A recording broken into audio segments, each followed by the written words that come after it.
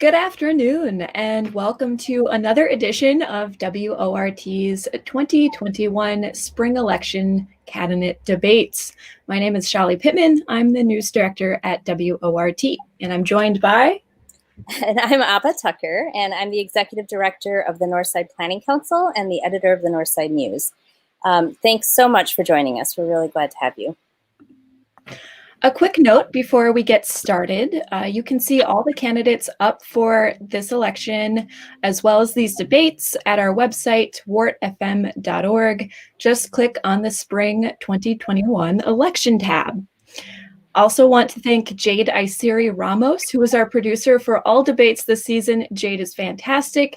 If you have questions for candidates in upcoming debates, you can email her your question at jade, Jade, at wordfm.org. And if you have questions, complaints, comments, curiosities, please contact me if you do at chali@wordfm.org or at 608-321-9586. Great. Now on to the debate. Our candidates today for District 18 Alder are Veronica Figueroa, Charles Myadze, and our current Alder, Rebecca Kemble.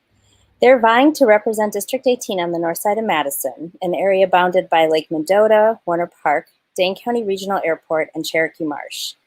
Since there are 3 candidates in this race, they will face off in a primary on February 16th. The top 2 vote getters from the primary will square off in the spring election on April 6th. And a little bit about the candidates. Veronica Figueroa Velez is the executive director of Unidos, a Madison-based agency that works with survivors of domestic violence, sexual assault, and human trafficking. Originally from Puerto Rico, Veronica Figueroa Velez moved to Madison in 1994. Veronica has served on many nonprofit boards and city committees, including Community Shares of Wisconsin and Domestic Abuse Wisconsin, the Latino Consortium for Action, just to name a few.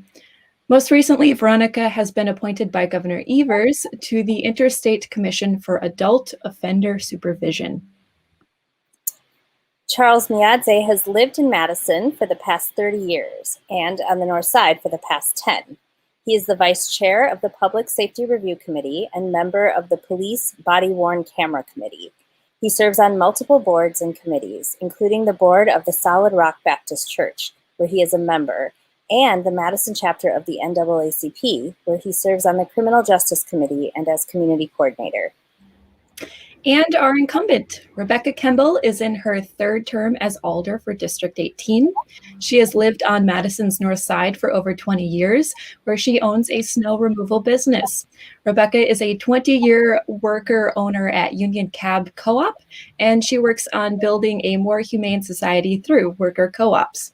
She is past president of the U.S. Federation of Worker Cooperatives and serves on the board of directors of the Madison Mutual Aid Network and Humans, the global mutual aid network. Rebecca has also worked as a journalist for The Progressive magazine. She serves as president of the board of directors for the online publication Toward Freedom and is a founding member of the Wisconsin Citizens Media Cooperative. As Alder, she serves on the Common Council Executive Committee, Finance Committee, Transportation Policy and Planning Board, Madison Food Policy Council, Economic Development Committee, and the Equal Opportunities Commission. This summer, she was also part of a 3-Alder work group to set up the Civilian Oversight Board over the Madison Police Department. Thank you all for joining us. So before we dive into our questions, here are the rules for this debate. All candidates will have 2 minutes for 3 questions and 3 minutes for opening and closing remarks. Before going live, we rolled a die to determine the order in which candidates respond. That order is Veronica Figueroa Velez first, then Charles Myadze, and then Rebecca Kemble. We will rotate that order each question. Candidates can follow up on any question with a rebuttal. They will only have 2 60-second rebuttals to use throughout the debate, so choose wisely. Our producer, Jade, will be our timekeeper this afternoon. If she holds up this yellow card, you have 30 seconds left. This red card means you went over time and need to finish. Your microphone will be muted while the other candidate is speaking, and if you continue to talk after time is called. Listeners, we have played with our time allotments a little and hope to take more listener questions in the second half of the debate. Please submit your questions on our live stream. And now on to the debate. We start with opening statements. Veronica, you have the floor.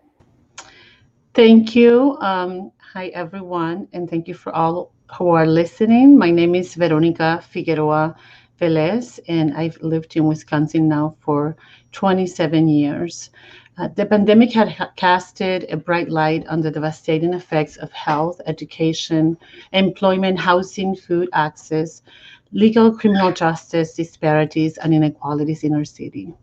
We have witnessed a rapidly spreading and degenerate disease, coupled with a widespread pre-existing systemic racism that continues to impact marginalized populations disproportionately here in Dane County.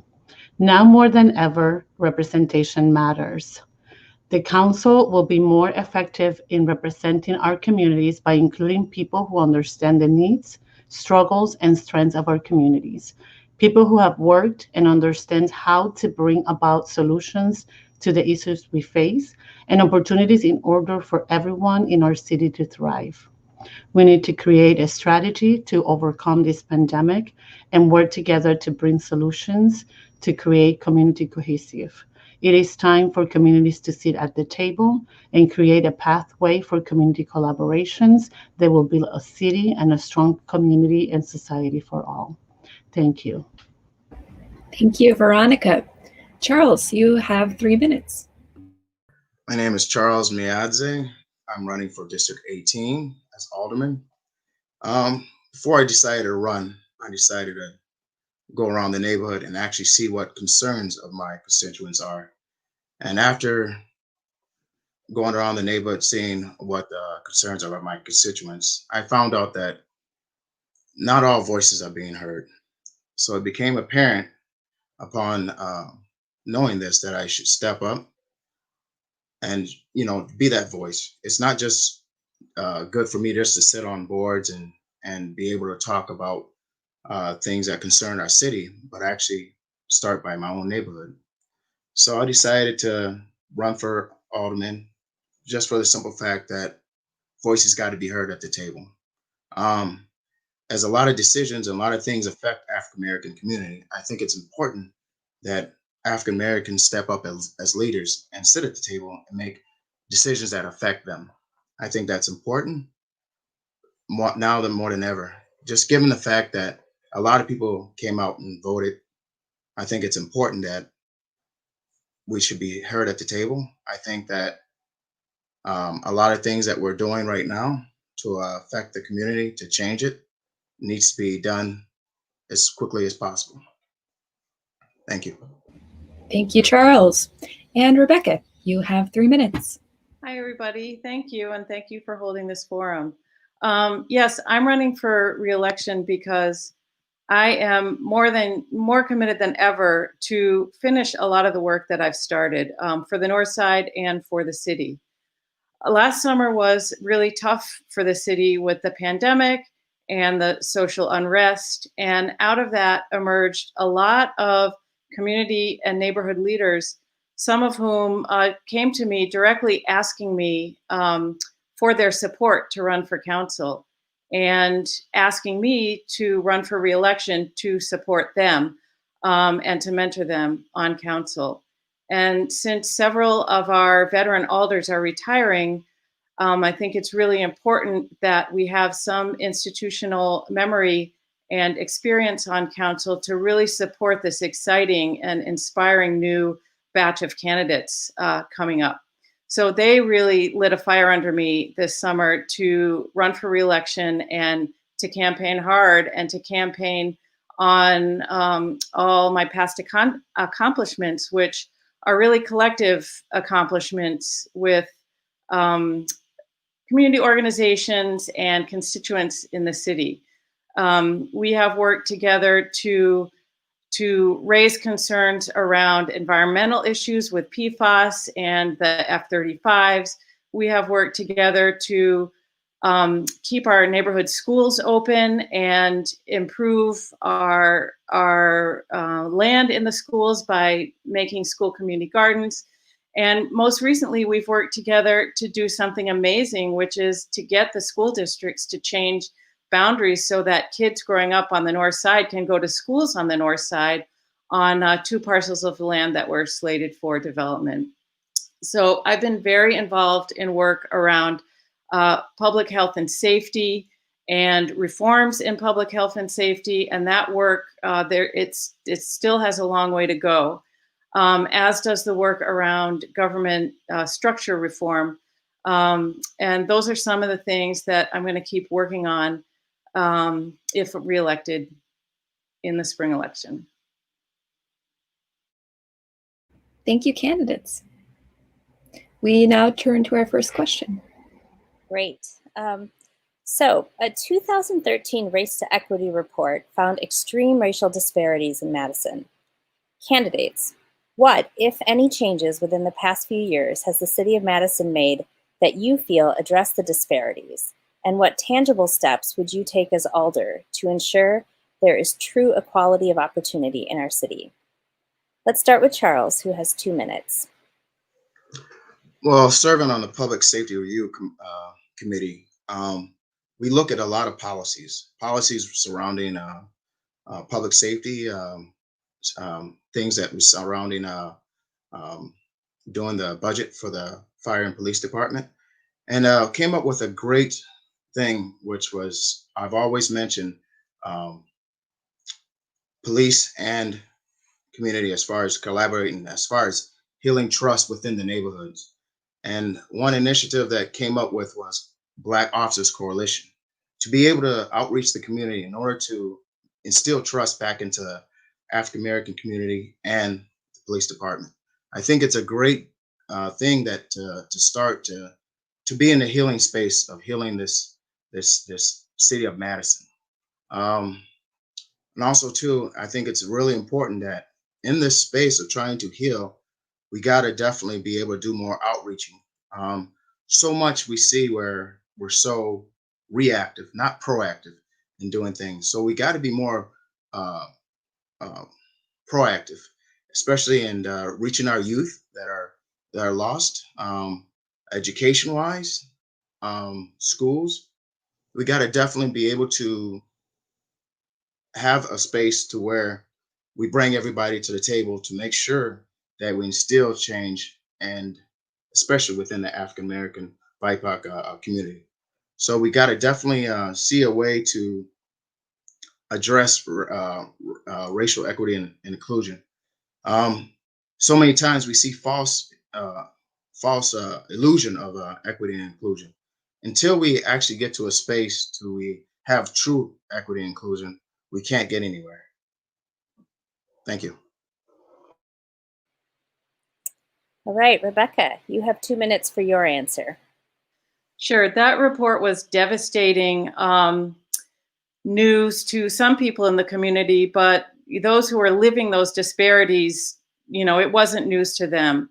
So one of the reasons I ran in 2015 for alder was quite specifically to address some of those economic disparities through the city's worker cooperative development initiative that was specifically aimed at people who are marginalized from the formal workforce, Black and the immigrant community.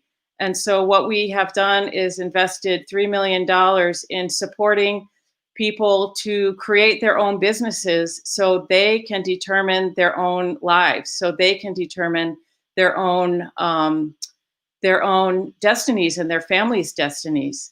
So that is one thing that we have done in the last 6 years. Something I've learned over the course of my work with the Equal Opportunities Commission and Housing is that the racial disparities in Madison are as old as Madison, and they are rooted in patterns of land use and segregated housing situations. They're deeply, deeply rooted in that. So your access to transportation is determined by that. Your access to schools is determined by that. Your easy access to jobs are not as determined by that.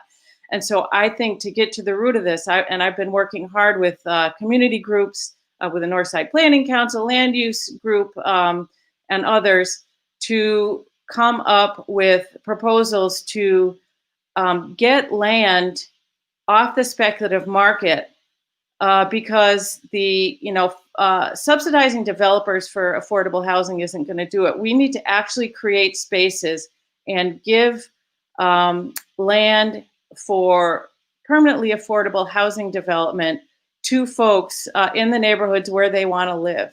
So that is just a foundational issue of the disparities that we've got to get a hold on. In addition to... That's time. Thanks. Great. So Veronica, you have 2 minutes now. Thank you. I think one advancement, especially after reading the report and all the things that happened, especially last year over the pandemic, surviving the pandemic, the riots, and everything that we have to go through over all the incidents that across the nation with police brutality and all of that. One thing that moved us forward was having committed people in our community stepping up with the oversight board and establishing that to really give at least some sort of sense of belonging to the community for decision making. In terms of what Rebecca was talking about, housing and transportation and investing in all of that, we need to create a pathway that home ownership is what we are looking for here. That people can get to, I'm a homeowner, and I'm a homeowner thanks to those programs that existed back then that allow me to own my own home and that allow me to upkeep my home, and also training programs that allow me to take advantage of those things to be able to increase my ability to an education and to leverage my own knowledge and my privilege to be able to have an education to keep up with my home situation. But transportation and housing go hand to hand, and we need to make those investments and be intentional about this whole disparities if we want to create change and if we want to really meet and bridge this gap that we have in our community when it comes to racial disparities.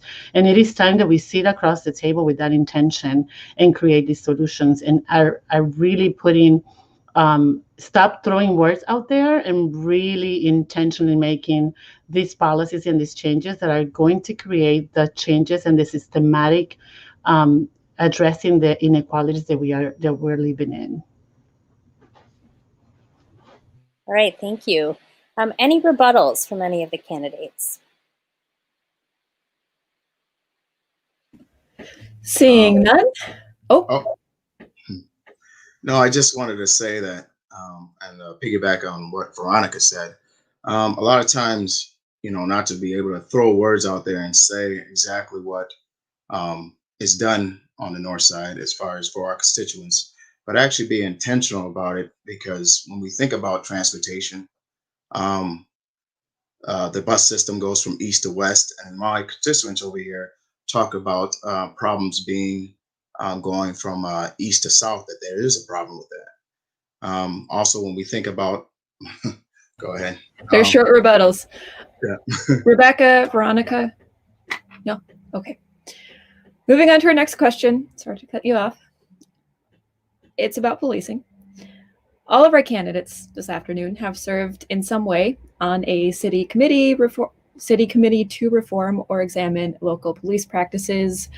When we were writing this question, we wrote out all the boards and committees that you served on, and that was too much to read. So instead, we're going to ask you, given the recent protests against police violence and the heightened awareness over the Madison Police Department, police practices and procedures, what, if any, changes would you like to see to public safety? What changes would you not like to see?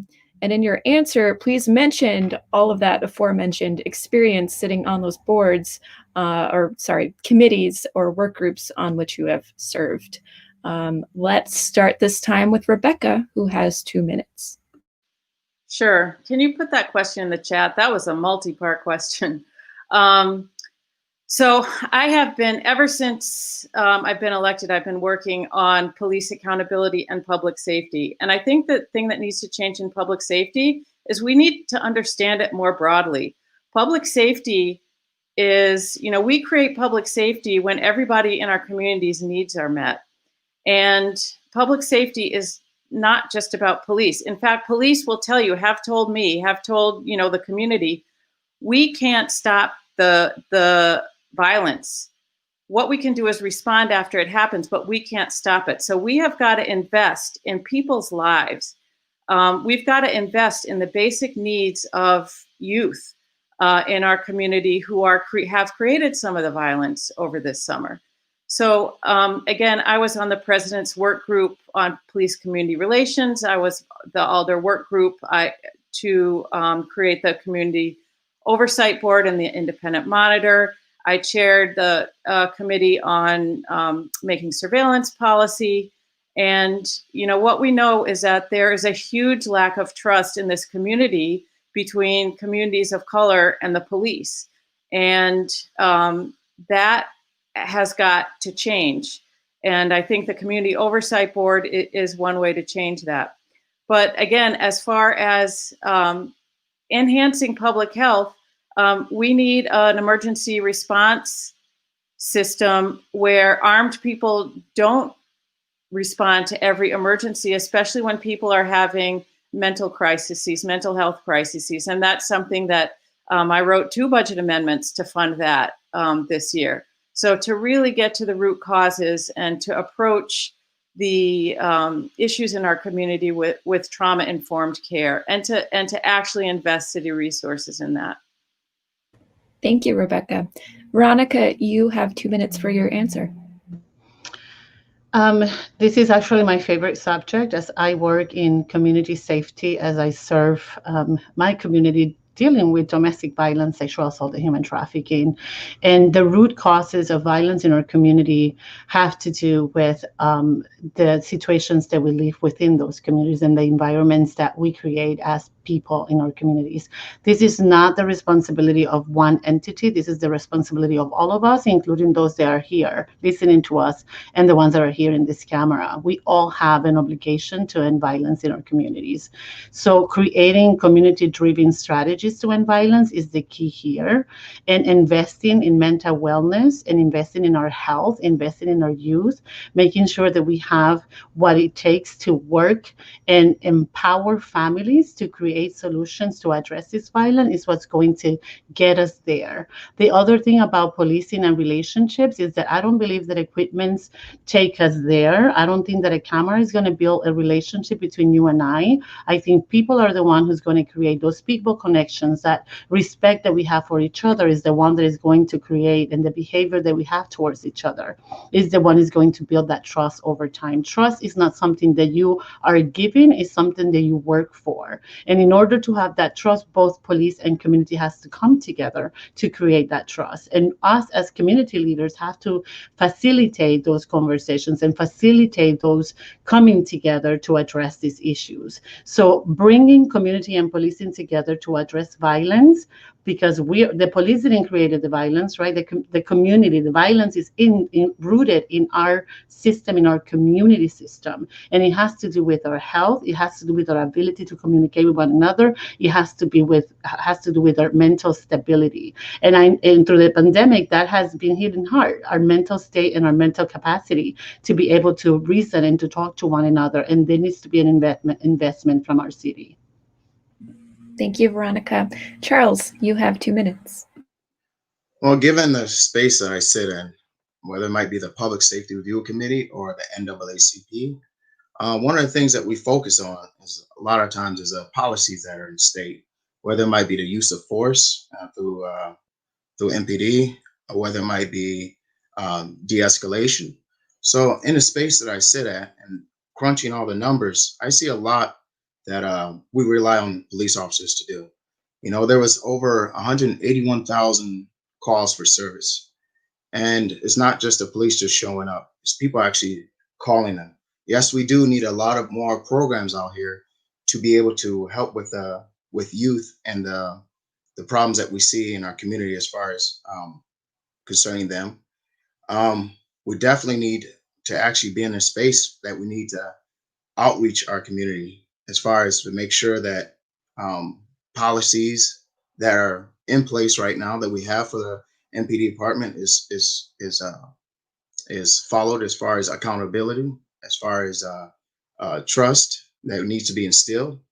Like I mentioned before, the MPD had a program called Amigo Azul, which basically it was a bunch of officers outreaching the Latino community. And just recently, I always talked about for 3 years about establishing that trust back within the community and MPD, because like I said, they don't. Police don't just show up. Actually, we call them. So it's very important that we establish trust back within the police system and MPD, and they have come a long ways as far as establishing programs to be able to outreach the community.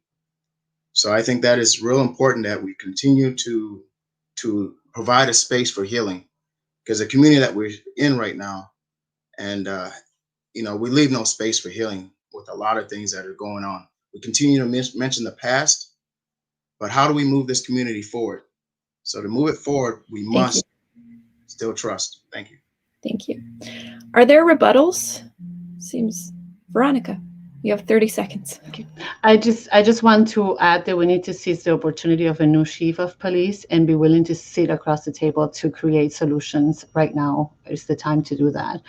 2021 is a year of renovation and healing as well, and we need to be wise about that and take that opportunity to create solutions for our community. Okay. And on to our next question, which is about PFAS. I'll let Abha take it.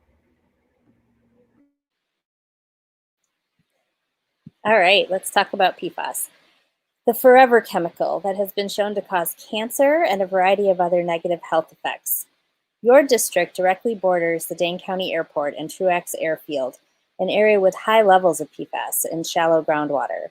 A drinking water well 1 mile from Truax National Air Base has been shut down since 2019 due to PFAS concerns.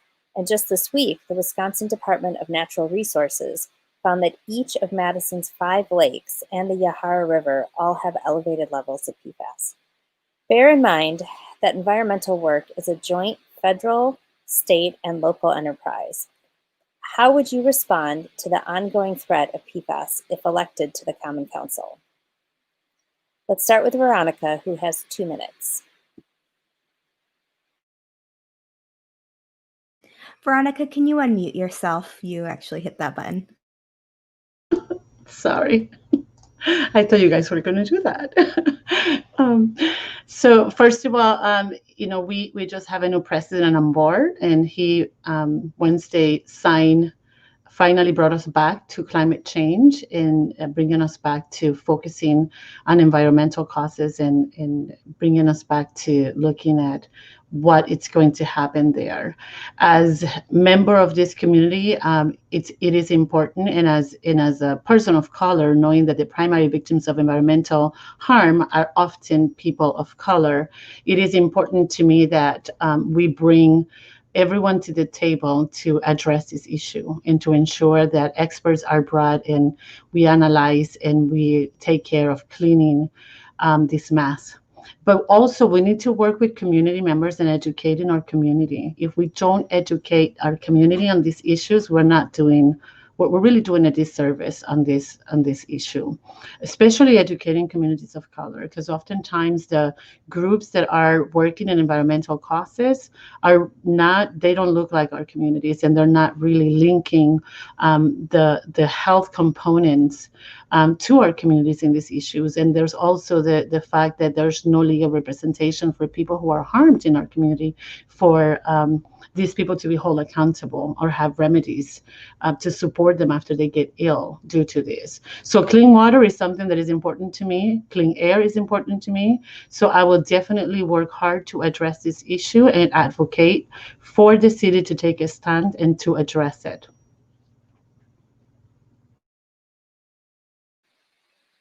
Great. Charles, you have 2 minutes to answer. I think it's important that everybody has clean water. I think it's important that we do address this, because the simple fact of the matter is that this is something that is harming a lot of people. I think it's important that we do make sure that we get with community leaders to be able to see about some of the things that can be done to solve it. There's a lot of issues that people can do as far as making sure that we do have clean water, as far as to make sure that the water, there's things that we can do, but you have to look online to actually find that information. I think we need to do more as far as community outreach, just to let people know exactly what can be done, as far as even home remedies, as far as boiling your water, as far as just other things that you can do, as far as to make sure that this harm stays um, um, is taken care of. Just some things that you can do even locally, but it's important that we all come together and to actually work with the community to be able to address this issue about PFAS. Thank you. And Rebecca, you have 2 minutes.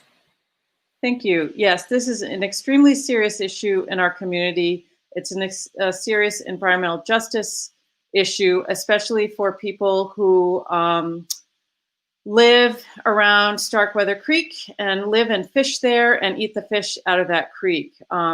I've worked with Midwest Environmental Justice Organization and the residents over at the Truax Housing to ensure that postings were done by the city about warning people not to eat the fish in that creek. So we know who the polluter is, and the polluter is the Air National Guard, and there's legacy pollution from the airport, from the city doing firefighting exercises over there. What we don't know is the extent of the plume, and I have been fighting hard for 3 years now to get the National Guard to do a study on that plume, and so we can know how close to that well is it coming, how quickly is it spreading, because it is the forever chemical. It doesn't go away. Safe Skies Clean Water Coalition has filed a lawsuit to get remedies for people and the community. And we just heard yesterday or 2 days ago that Governor Tony Evers is going to sue corporations for PFAS contamination. So we need to aggressively pursue those suits and hold the parties responsible. Another thing I've been fighting for through my work with Representative Chris Taylor this summer is for the DNR to not give construction permits to the Air National Guard before that site investigation is completed. They were ordered 3 years ago to complete a site investigation. They're in violation of that order. And for the DNR to both say they're in violation and give them permits to disturb the soil and create more pollution, bring that pollution to the surface is just really wrong. Thank you. Would anyone like to offer a rebuttal?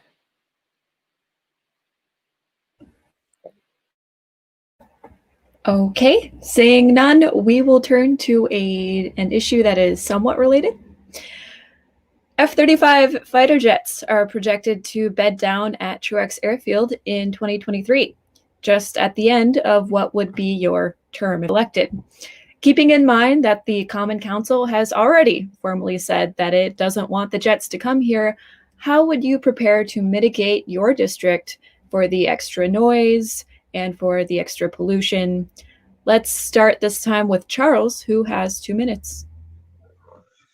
Well, first of all, I'd like to say that I reached out to my constituents that actually talked about the fact that they don't want it here. So therefore, even though it's a federal issue and there's nothing too much we can do about it, I think it's still important to definitely still let people know that it's still a very big concern in our district and concerns as far as the noise, as far as the pollution and other things that has to do with it. So I think it's imperative to still run after legal things that we can do to raise awareness that we still don't support it.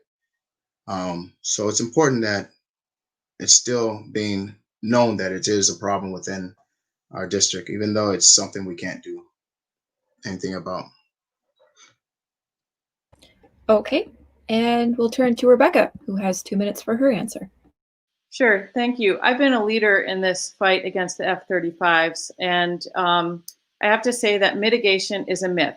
You can't mitigate the outdoors. You can't, and if we're telling people that, oh, well, you can soundproof your house, but you can't open your windows in the summer, and essentially you can't go outdoors without your children being affected by this, incredibly loud noises.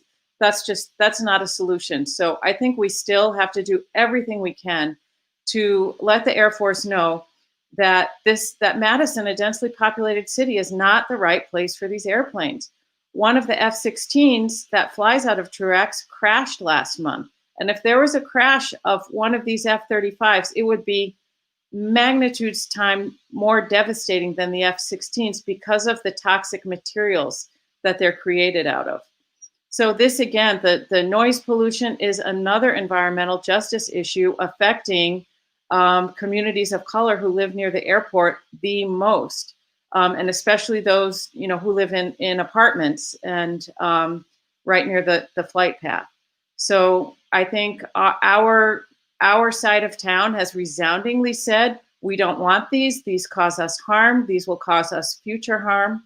And again, one of the strategies to keep that up is working with the community groups like Eakin Park Resistance, Safe Skies Clean Water Coalition, Northside Planning Council, Midwestern Environmental Justice Organization to educate the public about the harms, and working on this with the DNR to say, no, you can't start construction because all of that construction is related to bringing the F-35s here. We have to say, clean up your mess and don't bring more mess here. Thank you, Rebecca. And lastly, we have Veronica, who has 2 minutes.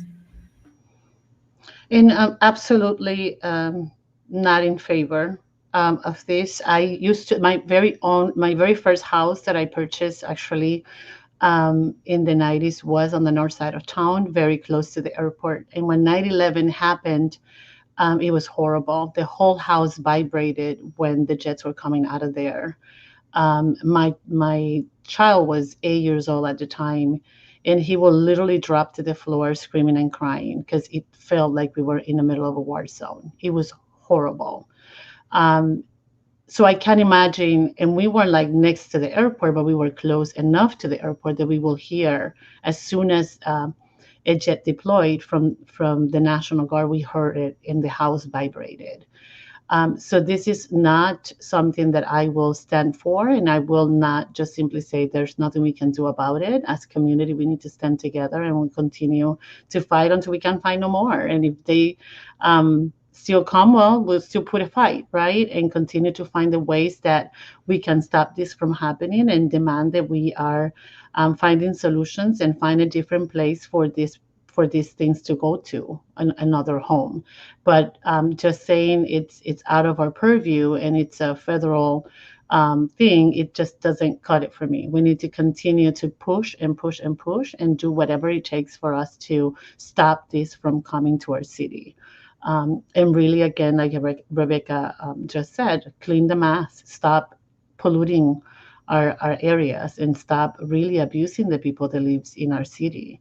We don't need this, and we will not take this, and we will work together as a community to continue to educate the community and to continue to stand together to prevent this from happening at all costs. Thank you, candidates. Does anyone have a rebuttal to anyone else? No? Okay, seeing none, on to our next question. All right, this is our last question before we take viewer questions. So if you are out there listening, please be sure to add your questions into the live stream so we can see them.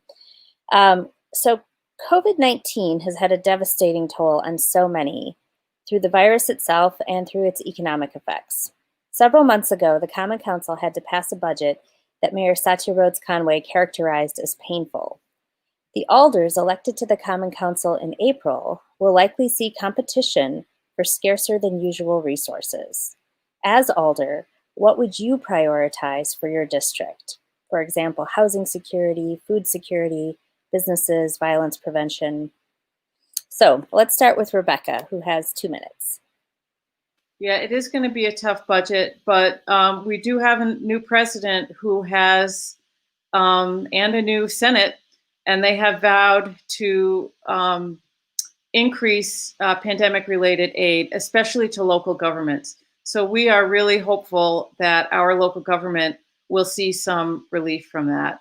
Over the last 10 years since the Walker administration, our local government aids have been cut and cut and cut, and we have been forced to make more out of less and put more burden on the taxpayer. And that has got to stop. We have got to find other resources to stop the increase on residential taxpayers in particular. So one thing that I have done is to lead an effort to align our tax assessment policies so that commercial properties pay their fair share and don't put the undue burden on our residential homeowners for that. So I hope to actually increase revenues by having a more fair taxation system. As far as priorities, and especially pandemic-wise, we need to protect our elderly. We need to protect our frontline workers. And again, last summer, I took the lead in really urging for more protections for our workers in the city and in the county. We also need to protect our most vulnerable people, our children and those with disabilities, in terms of the care they get, the access to health care they get, and the access to resources. Thank you. Veronica, you now have 2 minutes for your answer. Hopeful as well with the new administration and all the relief funding that it's probably on the horizon for cities to address this pandemic. But before we go spending money, I think that the city needs to really engage in a needs assessment and really establish what those needs are so that that money can be spent wisely and we stop throwing monies away like we did in the last meeting that we had on Tuesday. If we continue doing this, the money is not going to last long and we won't be able to really focus our attention on the priorities that we have, like health and supporting our frontline people and supporting our elderly and children with disabilities, and helping our immigrant community that have no access to anything else but having to go and do fundraising to help their needs and cover their needs. So we need to do better than this. And this doesn't only go for basic needs. We need to have a needs assessment for businesses too. So we stop throwing our city and county money out the window, and then some get more and some get less, and then some get more than they need. We really need to look at this and assess the needs, what is it, who's doing what, and really put the money where the money needs to go. That's what I would do to address the situation and to really make the best use of our resources and promote collaboration among all the wonderful work that we are doing as community, because there's a lot of people in this community doing great work. It's just that we don't promote that collaboration as like elected officials and as grant administrators. And we need to do a better work on that as well. Thank you, Veronica. Charles, you have 2 minutes. Well, given that, yes, we do have a new president that actually came up with a great solution to start it off. But as said before, it takes a lot as far as us working together in order to make sure that we get the help that we need out there. Especially, I mean, this vaccination that is going on, it needs to be distributed in an accelerated an equitable rate to everybody, especially the people most vulnerable.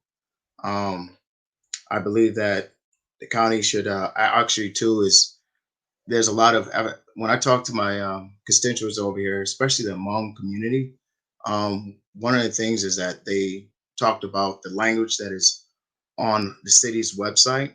It has to be, and the language has to be outreaching them to not just certain people, but the whole community. So even with the relief, we got to make sure too that, so many, I think about common sense thinking, right? So in this pandemic, I know that a lot of times a lot of people are how many times do you see a Amazon truck going by and with everybody shopping online? We got to definitely start spending money locally in order to help also the businesses and everybody around. I think it's you know, even the businesses around here, all we see is the Crip Tripper on the corner. We got to definitely be able to revitalize this community by working together during this time. Thank you. Would anyone like to offer a rebuttal? Okay, sounds good. All right. Thank you for your answers to those questions. Now we move on to our listener question part of the debate, which is always fun. We have a question from Bonnie on Facebook asking about your positions on banning non-lethal weapons and if you are in favor of abolishing the police. And I'm glad that Bonnie asked this because this is a question, part of a question about asking your stances on policing that we had to cut. So, what is your position on banning non-lethal weapons, and are you in favor of abolishing the police? We will start with Veronica first, who has 2 minutes. So I am in favor of banning non-lethal weapons.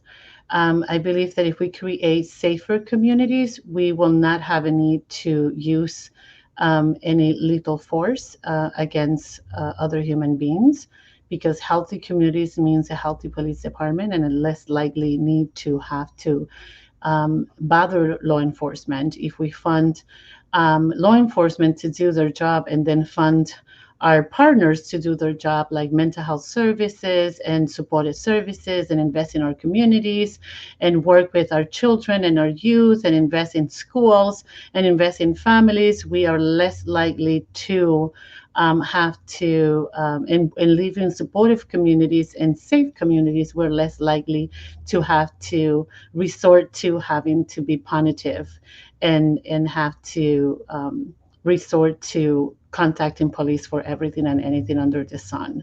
As a person that works with victims of domestic violence, oftentimes people decide not to contact the police despite the fact that they're in danger because of lethal use of force. And they don't want their perpetrators to die. They just want the violence to stop. So we do need to have a better approach in addressing violent behavior by some folks in our community other than punitive and using the force that sometimes ends up in really bad situations like death. Abolishing the police, I think, is a term that is misused oftentimes, and we need to be realistic that the police completely will never disappear, and we need to realize that. But reinvesting our resources is what we need to be doing, and supporting communities to thrive is the way to go. Thank you, Veronica. Charles, you have 2 minutes. Well, actually, looking at the whole scope of things when I sit on the boards that I sit on is basically we look at all things as far as the use of force, de-escalation. So we have talked about a lot of policies, and about those policies, we have actually come up with a lot of great resolution and a lot of talking about accountability. So it's important to know that as far as abolishing the police, that I've heard before, we cannot. I don't think that's like Veronica said. I don't think that's a possibility as far as abolishing the police, which will never happen. I mean, like I said, we had 181,000 calls for service. So they just don't show. Police don't just show up. People call them for the need of it. What we do need to do is basically have more services out there to be able to, instead of actually calling the police for everything, be able to have more services that to outreach our community in order to help our community. Being more proactive in neighborhoods that we see a lot of trouble or violence in. Being more proactive in getting social services into being more proactive in the neighborhoods. Being more proactive into outreaching through social media or whatever when there's there's an issue that's happening. So it's important that in the spaces that I sit in, to make sure that we're still outreaching our community based on the help that they need. So as far as using non-lethal, we have to examine the space that we're in as far as why the use of certain things. So therefore, we got to definitely make sure that we address the issues, because we do not want to leave officers with just a gun. So we need to address the issues of why and when they're using non-lethal chemicals, and make sure that it's in a space that it doesn't harm people, especially in protest. Thank you. Thank you, Charles. And Rebecca, you have 2 minutes. Thank you. Not only am I in favor of banning non-lethal weapons such as CS gas and tear gas, I actually sponsored legislation to do that. I also sponsored legislation to stop MPD from participating in a military surplus program. We need to demilitarize the police and not give the police access to weapons that are actually banned by the Geneva Convention. This summer, our police force used chemical weapons against youth in our community in residential neighborhoods. And that to me was just injuring many, sending many to the hospital. And these people were just peacefully protesting. That's not the Madison I want to live in. I don't want to live in a Madison where the police are attacking our youth with weapons banned by the Geneva Convention. That has to end. I don't want to live in a Madison where our police are dressed up, hardly identifiable in riot gear, pushing mostly black and brown kids around the city and throwing these weapons at them. No, my answer is we should not have them. The prison abolition movement came out of the Black community that has been devastated for centuries by the sort of racist foundation of policing in this country and the devastation of the war on drugs in their communities. And it is all about increasing community care, switching from a mindset of punishing people into a mindset of caring for people in community and helping people to care for each other in community. And I am for that. And I am for investing in community care, which is why I helped with Abha develop the Safe and Thriving initiative on the North Side. So that is the kind of thing that I support and I would like to see moving forward. Thank you. Jade, Abha, do you mind if I do my, okay. So we don't have a ton of time left, but because you all have such a involved interest in policing and police reform, I do just want to get a yes or no from you on a few proposals. So we'll just call on you and yes or no, and maybe a sentence or two about why yes or no, but we are short on time. So there's currently a proposal to ban tear gas. Can I get a yes or no? Charles? No. Rebecca? Yes. Veronica? Yes. Okay. The city is examining the creation of a mental health first responder program. It's modeled on something called Cahoots. Where do you support the creation of a mental health first responder model? Charles? Yes. Rebecca? Yes, and I voted to fund it even more. Okay, and Veronica? Absolutely. Okay. The city has rejected a grant to fund more police officers' positions. Would you accept funding to fund more police officers? Charles? Yes. Rebecca? No. And Veronica? No. Okay, and for what seems like a decade, maybe a little less, the city has examined whether or not to have body cameras on police officers. We currently do not have body cams. there have been several committees examining, some of which some of you have served on that. Would you support bringing body cams to the Madison Police Department, Charles? Yes, for the simple fact that it's just a tool, and we need as many tools to show accountability and trust. Rebecca? No. Veronica? Just voted no yesterday, last night. Fantastic. I know there's a report coming up. All right. Thank you for those. Abha, did you have any other? Okay, great. And on to our next question. Thank you, candidates, for doing that. Wonderful, thanks. We have a question from Baltazar de Anda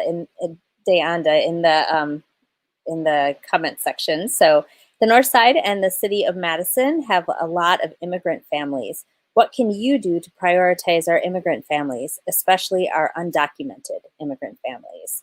We'll start with Charles, and you have 2 minutes. Well, first of all, I think it's important to actually have the new administration that came aboard to make sure that we address this issue as far as immigrants. The last administration, I believe, did not address this issue in a factor that actually cared about undocumented immigrants. My father is Nigerian, came over here with 1 penny in his pocket and was able to raise his family and instill in me the qualities of making sure that hard work and making sure that taking care of my kids was a priority. So I definitely think that undocumented immigrants that come over here, no matter what, should definitely have the same right as everybody else. Nobody in America here is truly not from anywhere. Everybody came from somewhere, whether it might be Germans, Poland, or no matter what, Africans, they came from all over. So this is a country where everybody should be able to come here and enjoy life and basically be able to live free and have and live life according to the constitutional rights that says liberty and freedom for everybody. So I definitely think that we should re-examine the situation from last term to this term to be able to have everybody treated fair and equitable. And everything should be actually looked through that lens to make sure that we all are treated with that respect. Thank you. Thank you, Charles. Next up, we have Rebecca, and you have 2 minutes. Okay, thank you. This is a huge question, and there's a lot to be done and a lot more to be done. One thing that I've done on City Council is to advocate for a language access plan for all city services. And again, the Worker Cooperative Development Initiative was specifically developed with immigrant workers and undocumented workers in mind to help support those people to work and make a living for their families. Back in, I think it was the spring of 2017, when ICE was snatching people out of their monthly check-in appointments and deporting them, it was a huge crisis for our Northside community. And I worked with families through the schools to do a lot of things. Number one, give them access to emergency legal support. Number two, develop community and neighborhood response teams to where, I mean, there were families where kids were just left orphaned. They were left alone. They were in school at the end of their school day, and where's their father? No one knew. He had been deported. It's just devastating the way, you know, our families in our North Side have been really hurt by this. So, you know, community groups and really not even formal community groups, but neighbors helping neighbors in this situation is so important. And so we need to know our neighbors. We need to, even if we don't speak the language, we need to reach out to them through, you know, the schools or interpreters to know and protect our neighbors. Thank you, Rebecca. Now, Veronica, you have 2 minutes. First of all, we need to recognize that the immigrant community in Dane County and actually in Wisconsin is a thriving community, and that we contribute to the society and that we contribute to the economy of this country. Had it not been for the immigrant community, our cornfields, our milk factories will not be sustainable. And we need to recognize that and treat them with the respect that they deserve. And we need to invest in their health. And we need to make sure that through this pandemic, we are supporting them. I was very disappointed reading the letter of the mayor to the governor and not even mentioning our immigration community and advocating for an immigration reform. I want our dreamers to stop dreaming. I want the DACA to become permanent residents because they did not ask to be dragged here when they were little kids. So I want to continue to fight the fight with my friends, my colleagues, and my community for an immigration reform. And I want this city to take it seriously, that we as a community need to stand together for our immigrants community and fight for immigration reform. But we need to take care of them, make sure that they are with their vaccines up to date with this COVID-19, their financial needs have to be met, and that they have the rights covered too, because although they're here undocumented, some of them, they have the same right that you and me have to live in this world. And they deserve to be treated with dignity and respect. And right now, under this pandemic, and before this pandemic, that is not happening. And that's part of our race to equity. We are part of this society. We are part of the quilt of this society, and we contribute to this economy. And we need to really take care of our immigrant families. We cannot continue to collaborate with immigration, and we need to step up to our game. Thank you, Veronica. Would anyone like to respond? All right. That does it for our questions. We now turn to our closing statements. We will start with Rebecca, who has 3 minutes. Thank you very much. And this has been a great opportunity for us to, introduce ourselves to a broader community. So my work on council has been first and foremost about justice, about economic justice, social justice, racial justice. And because of that work and because of my commitment and all of the votes I've taken, really uncompromising votes, there are powerful interests in this city who want to see me out of office. They want to see me out of office so badly they put up a billboard against me that, quite frankly, made no sense. But Eric Hovde, who ran as a Republican for U.S. Senate, put money behind that. Others put money behind that. The Chamber of Commerce didn't like the stand I took on the F-35. They're putting money on that. They do not want to see me in office because I say, I speak plainly.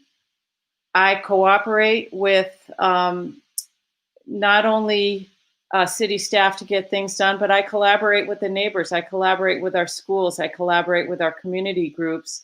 And when there is movement in the community, I have been that voice, really amplifying that and expanding access to our city government for those voices.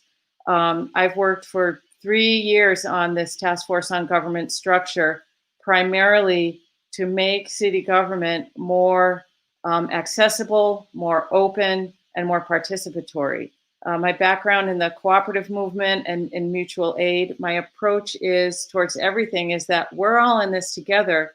And if there's someone hurting, if there's someone who's being negatively impacted, their voice needs to be heard directly on those issues. That's a value I hold deeply. I've held my whole life and that I've advocated for in my service. So there's just, some few things around that and around the police accountability and building community safety and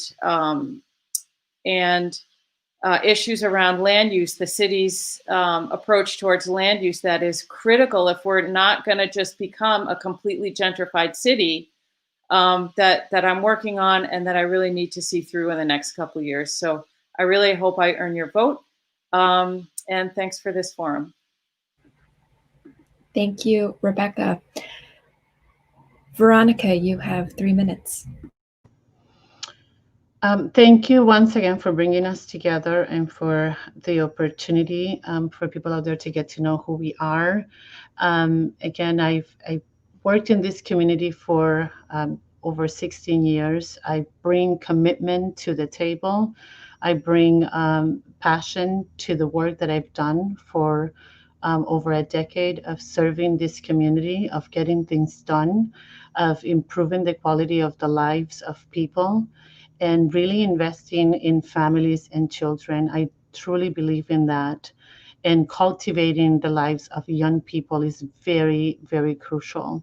We need to stop thinking of young people as our future, because they're not our future. They're our present. They're here now. And if we don't get our act together and start thinking that our children are here now and creating the conditions for our families and our children to thrive, our side of town will continue to grow in despair and violence and destruction. And I'm not about to sit here to continue to see that to happen. We need to really invest in equitable and inclusive economy, not only in the north side of town, but in the entire city of Madison and the whole entire Dane County. We need to invest in historically marginalized communities, and that is just putting a report out there that highlights the disparities of this city doesn't do anything. Working towards addressing that again, and I'm going to keep saying the same thing, with intention, it's what's going to do the work. And putting the work to get it done and bringing people together to address that. Doesn't matter how much you don't like this person or that person, putting that aside and working together to accomplish that is what's going to make things happen in this city. And we need to take into account everything on the table, from housing to food to transit to health, and bringing people to the table that are most impacted in this arena is what needs to happen here for change to happen. Thank you, Veronica. And Charles, you have 3 minutes for your response, your closing statement. Just wanted to say it's probably going to be the last time that I work third shift and actually come to a debate. Because I tell you, I froze up quite a few times, and I tell you, this doesn't represent the Charles Myadze that actually serve on boards and does all the community work that I do. But one thing I wanted to leave as a thought is that before I decided to enter this, I decided to walk around my neighborhood and talk to my constituents, see what the need of people are, because I'm more of a people person and common sense thinking. So as I even, when I talked to people and I went across the street and talked to people that were not just people that were going to vote, but everybody, and even in their apartments, and they complained about the food on the north side of Madison when we speak about small businesses. So I went over there to Willie Co-op where they were telling me about the food and that they don't really shop there. Took notes down as far as how many people go there that are of color, and saw that, most of the people, 98% of them were not of color. But right next door, they had a dollar store where people were coming out of color with bags. And I think about, you want to talk about businesses on the north side here, and I see the only Quick Trip over here, which is the only business over here that, speaking of bringing in business, I see that it's mostly it's just a Quick Trip. So we need to bring more businesses over here, especially Black businesses. And so I'm actually about my neighborhood. Switching to third shift, my commitment to making sure that I'm at almost every meeting that I serve on, making sure that I'm not doing this COVID pandemic. Well, I heard that some people are in Europe right now with their families. Well, I would like to take a vacation during this pandemic, but during the cold time. But I'm making sure that I'm staying here and actually listening to the voices of my constituents and actually outreaching. A lot of people might have the knowledge because of what they knowing the racial equity and inclusion, but this whole thing about actually being there for voices is what I stand for. Being there to actually make sure that I listen to what is going on in my neighborhood, making sure that I bring the voices. So I might not have all the degrees and knowledge, but I know that where I came from and where I want to be. I know we talk about, so much about the police and abolishing them, but I actually stand for where we're able to come to the table, look at an infrastructure that people think is systemic, and come up with a program or come up with a process, which I'm so glad that MPD has actually come up with a program to be able to outreach. There's a lot of change needs to be done. And I believe that we can definitely make a change in this neighborhood, but we have to come together. We have to be able to understand why we got to this place and how we can make a change. Thank you. All right. Well, thank you very much, candidates, for making the time to be here on a beautiful Saturday afternoon. Best of luck to you as you all head into the February 16th primary. I'm Abha Thakker with the Northside Planning Council and the Northside News. And I'm Chali Pittman, News Director at WORT. Jade Isiri Ramos is the producer for all WORT debates this season. She's doing a fantastic job, and she was also our timekeeper this debate. Thank you so much for joining us. Have a wonderful Saturday, everybody.